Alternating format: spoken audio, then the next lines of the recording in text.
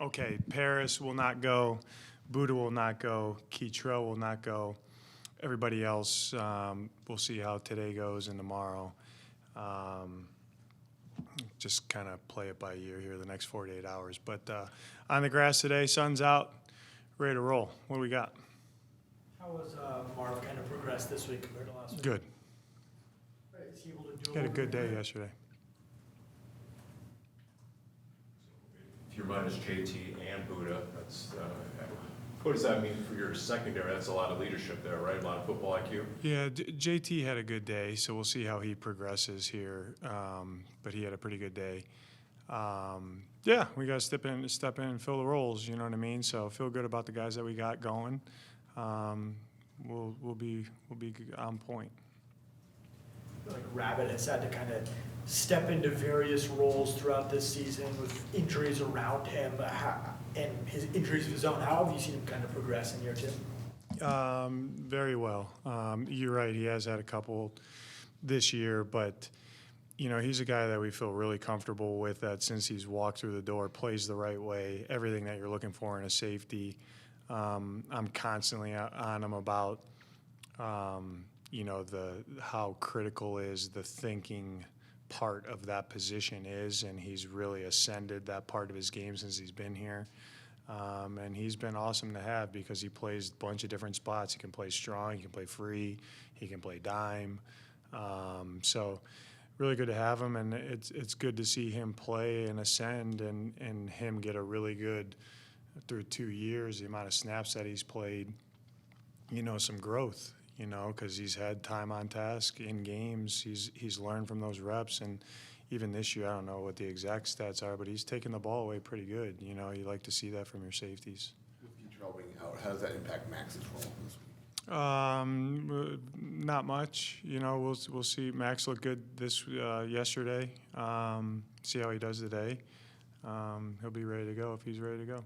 Going back to Rabbit, how much of that, with all the different positions that he could play, was that something you were able to see in the draft process versus once he walked into the building, he was able to show you? I mean, you try to figure that out before you acquire a guy, especially at that position. To me, there's a couple positions like that. You want to make sure that they can think, you know, knowing that they're going to have to put time on task to it and learn on the job. But we felt like he could handle it. And our safeties, yes, free and strong are different positions. I always say they're mirrored positions, but it is different. You know, it really is. So I'm pleased with Rabbit.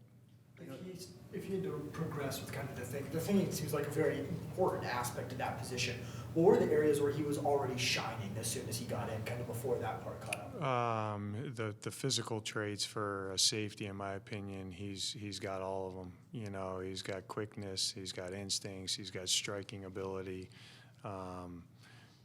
coverage. He's got good range, coverage ability, obviously tackling, and I kind of label Rabbit, really all of our safeties right now, which is typically not like this. I kind of label guys as hitters and tacklers. He's a hitter, which is good in the middle of your defense. What's the difference there between a hitter and a tackler? What do you think, Zach?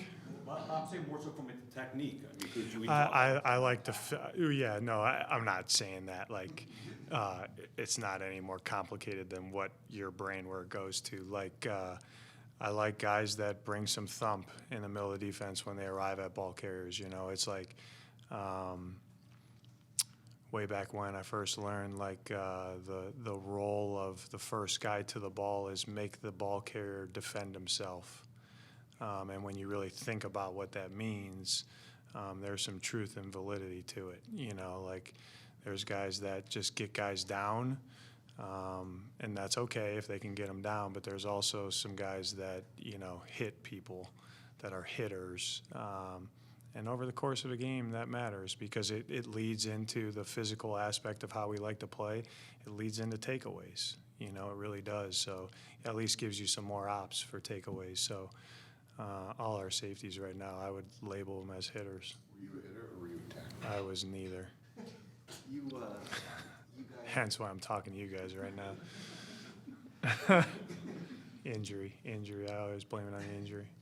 You guys have talked a lot about what Darius is showing you, even if it hasn't necessarily been on the stat sheet. When he has a game like last week where he does have some tangibles on the stat sheet, less about what you guys are thinking, but for his own confidence, is that good for a player to have once in a while? Or if he's in the room and you guys are complimenting the other stuff that he's doing, is it not that big of a deal to have a game? Yeah, layered question, Darren. Let me bounce around a little bit because, like, I know, like, the one game that he was a little down, right, with whatever he said. I forget what he said, but he was down. And what he's feeling right there is he probably didn't feel like he played his best game, not necessarily just the stat sheet of execution, assignment execution. And that happens for D linemen in games. It happens for everybody, and obviously you want to minimize that. But those games happen at times. And guys want to produce. They want to do their job at a high level. They want to make plays. That's showing up on the stat sheet to help the team win ultimately, right? And that's why I say, like, you got to be careful about stats because, yes, it's a tool that can show you something, but there's a lot of other factors and layers that go into that. So, like, for a couple weeks, I thought he was playing really well, and I look at the stat sheet, and he's got 2 tackles over 4 games or whatever. I'm like, God, this guy's playing really good. Like, so I don't even really see it like that. Now, I say at the point of attack, can you make the play or not? That's ultimately what you're graded on. You know what I mean? That's, I have kind of numbers in my head. All our guys in the building know, like, if this is your role, if you're a starter, if you're a backup, if you're a 1 corner, a 2 corner, a 3 corner, if you're whatever it is, all the different positions out there. In my experience, this is, at the point of attack, this is how many plays you should make. You know what I mean? And I understand you're going to miss them, but, elite players are in that 80, 90%. That's really what they are. So, it's a blend of doing your job at a high level because you're one of 11, and then when you have chances to make plays, to make them. But I think he played really well this last game.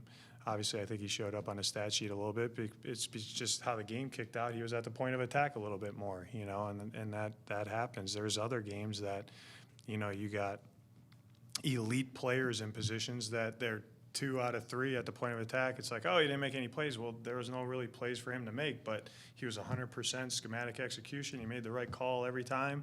He's in the right spot every time.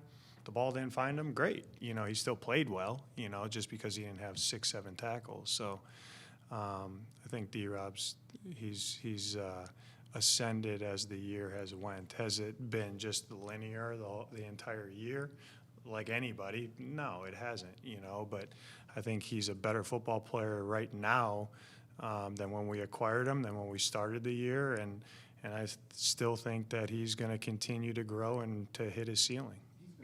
A lot in the last 16 months. How has he handled that while trying?